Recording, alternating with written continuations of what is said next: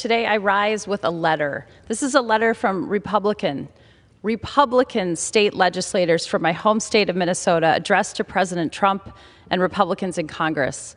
Please listen carefully. Dear Mr. President, Congressman Emmer, Congressman Finstead, Congresswoman Fishbach, Congressman Stauber, and Ms. Carlton, Minnesota has been a leader in providing access to care and containing costs and now stands vulnerable to unworkable funding reductions with some of what is being proposed in the federal budget. A move to a per capita cap or block grant program will be workable if the reduction is modest, manageable, and accompanied by extreme flexibility.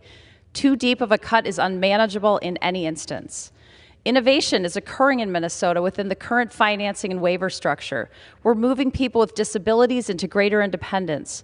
Massive Medicaid reductions could punish Minnesota for being such a strong leader in greater efficiencies and better outcomes.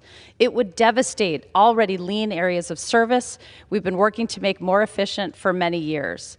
As Republican leaders in Minnesota, we have been partners for designing a state health and human services system that meets the needs of our great state. Just to emphasize what you already know, Medicaid includes services and care for the seniors and those with disabilities, not just health care for the poor. Additionally, nearly 50% of all Medicaid enrollees are children. Given some of the large numbers coming out of Washington, we are concerned that these are in no practical way to accommodate some of the proposed massive reductions and still provide the kind of care these vulnerable people require. Drastic reductions to Medicaid funding have the potential to impact the 1.4 million people we serve and place incredible pressure on our overall state budget. There are no other sources to make up the lost federal share beyond severely impacting the seniors and those with disabilities who we serve. This is contrary to how we Republicans respect the aged and the vulnerable. Deep reductions beyond what we can absorb will also put a major strain on the state's ability to support our county-based infrastructure. In our county-based service model via the property tax, counties already pay very significant shares of human services costs, including child protection, waiver management, chemical dependency, mental health, and state facility stays, and have little capacity to absorb any significant additional cost. The only choices available are being forced to raise local property taxes drastically or close services. Finally, healthcare is a major employer in rural Minnesota. Reductions in already too slow reimbursement rates would not only limit access, but would also reduce pay and services, hugely impacting rural economies and the rapidly growing aging population in greater Minnesota.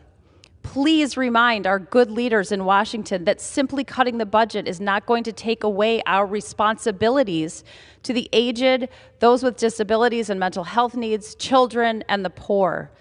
You can make a difference in this debate. Please, please do. Respectfully, signed by more than a dozen Republican state legislators. This, from Republican legislators to the Republican president and the Republican majority in Congress. Their plea is clear, the threat is real, the facts are undeniable. Republicans and state legislatures do not want to gut Medicaid. Minnesotans do not want to gut Medicaid. Americans do not want to gut Medicaid. So why in the world are congressional Republicans teeing up these massive cuts to Medicaid in their budget?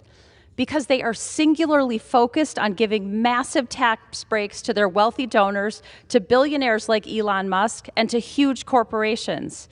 They are willing to do that by selling out healthcare coverage for 80 million Americans. That's it. It's really that simple. But to my Republican colleagues, you cannot hide from your own party raising the alarm not to do this. You cannot hide from the fact that you are choosing to rip health care away from millions of Americans. You cannot hide from the fact that you are choosing to decimate state budgets in order to serve your donors and the billionaire elites. You cannot hide from the fact that your state counterparts and surely your constituents do not want you to do this. So as we consider the budget this week, we need Republicans in the House of Representatives to finally stand with Democrats against this disastrous budget.